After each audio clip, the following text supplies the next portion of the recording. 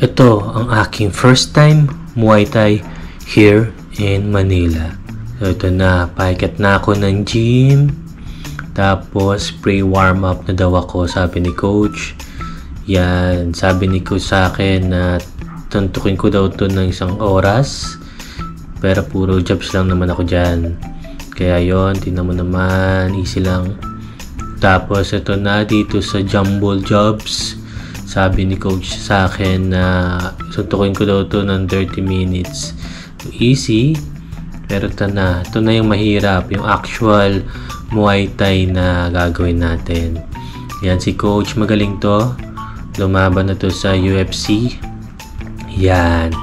Tapos tinuturo niya sa akin yung mga uppercut jobs. Tapos yung round siko. Yan. Tapos left, right kick. Katulad niya, no? Tingnan mo. Yan, no? Parang right, left jabs. Yan. Left jab. Yan. Hook tawag yata doon. Tapos ito na. Sobrang pagod na ako dyan. Ito na after 1 hour. Isa pa ulit. Yan. Kitang-kita mo naman. Pagod na ako dyan. Yan. Kick. Then smash. Yeah, right kick, left kick, uppercut, left and right, jab, right and left.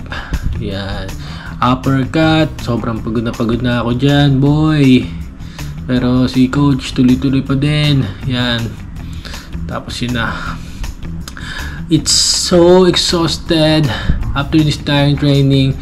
And may workout pa daw akong gagawin. So pinagawa sa akin ni coach to. Tatanggalin ko to. Tapos ibabalik ko. Yan, binalik ko na.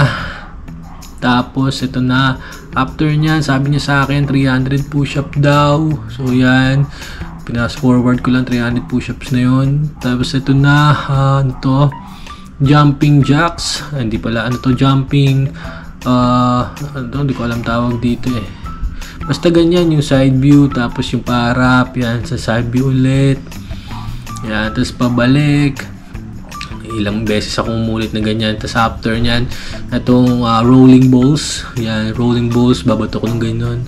Tapos dito naman, tawag to side jumps. Side jumps to. Hanggang pabalik. So, ilang ulit din ako dyan. Parang naka 20 times yata ako dyan. Tapos, yung next naman dyan, itong move in, move out na jump. Move in, move out jump.